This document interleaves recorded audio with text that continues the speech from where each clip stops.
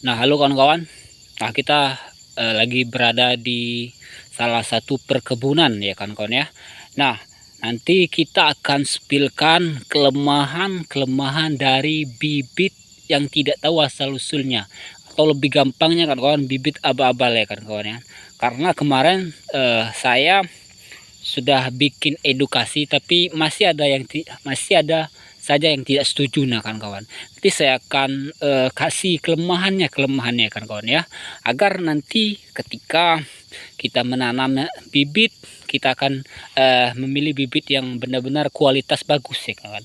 Nah, di sini sebelum saya sampaikan apa sih kelemahannya, saya akan memberikan suatu pemahaman bahwa di sini saya tidak merendahkan yang menggunakan bibit lokal atau bibit yang tidak tahu asal usulnya kan kawan. Di sini saya hanya memberikan edukasi kepada kawan-kawan semuanya yang belum menanam bibit yang tidak tahu asal usulnya. Kalau yang sudah terlanjur nanam atau sudah pohonnya sudah tinggi, ya itu tidak jadi masalah ya kan kawan ya. Mungkin dia menanam sebelumnya di era zamannya pada itu kan kawan. Nah, tapi di era zaman sekarang ya kan kawan, kita harus mengikuti alur perkembangan bibit sawit. Nah, alur perkembangan dari suatu zaman. Kalau kita tidak mengikuti, maka kita akan tertinggal ya kan kawan. Tertinggal dari segi produktivitasnya, tertinggal dari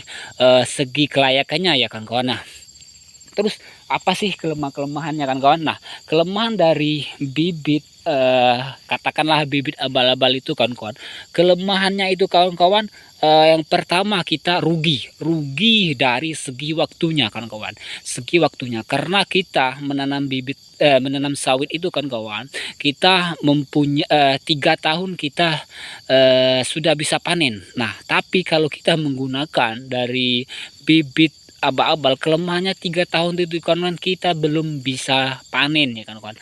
Waktunya kawan-kawan, karena waktunya sangat lama untuk memberikan produktivitas kepada kita ya kan kawan. Terus kawan-kawan, kelemahan selanjutnya itu kawan-kawan, waktunya sudah kan, waktu tenaganya kan kawan. Nah, kita ketika membuka kebun sawit kan, tentunya kita membutuhkan tenaga ya kan kawan. Tenaga mulai dari mungkin yang menggunakan manual, mulai dari penebangan atau yang menggunakan ekskavator menggunakan ekskavator. Wah, waktunya kan, karena waktu itu sangat berharga ya kan kawan ya. Nah, setiap detiknya itu berharga banget itu kan kawan. Jadi waktunya itu ibarat terbuang sia-sia ya kan kawan kalau kita menggunakan bibit abal-abal ya kan kawan ya. Nah, terus kawan,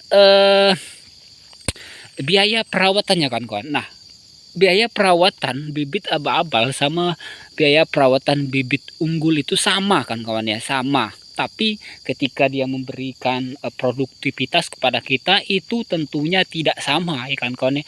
Sudah jelas beda. Kalau kita kasih logika ya kan kawan. Kalau memang bibit katakanlah bibit abal-abal itu bagus, mungkin dari pihak-pihak PT Asean Agri, PT CNM atau PT-PT yang lain menggunakan bibit abal-abal kan, ketika jatuh dari atas terus dibiarkan karena itu banyak yang berondolan kan kawan, banyak berondol, dibiarkannya saja nanti dijadikannya bibit. Nah, kalau memang kualitas itu bibit abal-abal itu bagus, nah ya kan kawan ya. Nah, tentunya PT tidak menerapkan itu. Artinya apa ya? Ada di sana ada suatu kesalahan ya kan, atau suatu yang tidak mau diterapkan oleh PT. Nah, gitu kawan kawan. Nah, nanti kita akan spillkan kawan, contoh bibit abal-abal ya kawan. Nah, terus kawan, kelemahan berikutnya tidak adanya keseragaman ya kan kawan. Dia bibit abal-abal itu kan tidak seragam. Nanti saya akan kasih contoh tidak seragamnya ya kawan-kawan. Karena saya sekarang lagi berada di kebun. Tidak seragam artinya ada yang besar, ada yang kecil karena tidak seragamnya kan kawan. Nah, terus kawan, produktivitas buahnya kawan, tracknya itu sangat lama kalau bibit abal-abal ya kan kawan, beda dengan bibit unggul.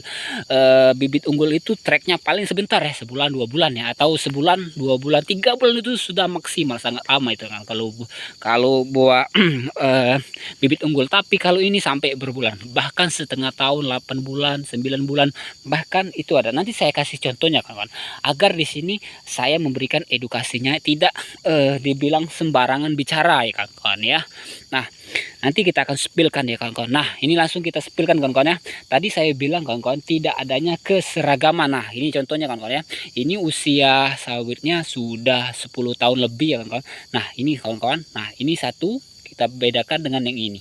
Nah, itu sawitnya masih tergolong rendah ya kawan-kawan ya. Nah, tapi yang ini tinggi. Kita lihat lagi yang itu.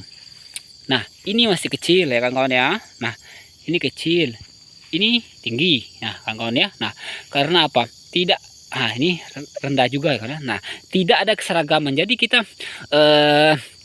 produktivitasnya itu pengaruh kawan-kawan, karena tidak ada yang seragam, ada yang sudah panen, ada yang belum ya kawan-kawan ya. Nah, terus kawan-kawan jumlah tracknya kawan-kawan ya. Nah, ini sudah berapa bulan ini? Sudah hampir 6 bulan kawan-kawan. Nah, jumlah buah dalam satu pokoknya kawan hanya satu kawan-kawan. Nah, hanya satu kawan-kawan. Nah, hanya satu. Nah, sangat berbeda dengan bibit unggul ya kawan-kawan. Nah, hanya satu itu kawan-kawan. Nah, sangat jauh berbeda. Ini bukan hanya satu kawan-kawan, kita akan cek agar ini menjadi rekomendasi atau pemahaman ya kawan-kawan ya. Ini saya disclaimer dulu kawan-kawan, saya tidak merendahkan yang menggunakan bibit abal-abal, tapi saya hanya memberikan edukasi kepada kawan-kawan semua ya kawan-kawan ya. Nah, ini kawan, nah, ini buahnya kawan, kecil kawan-kawan. Nah, apa-apaan ini? Nah, ada buahnya, ada 2 kecil ya kan, apa-apaan ini kawan-kawan. Ini lagi kawan-kawan. Nah, ini dinamakan kawan, kita merawatnya dengan setulus hati, dengan kasih sayang, tapi dia tidak memberikan kita dengan hasil yang tidak setulus hati kan kawan. Istilahnya cinta bertepuk sebelah tangan ini kan kawan.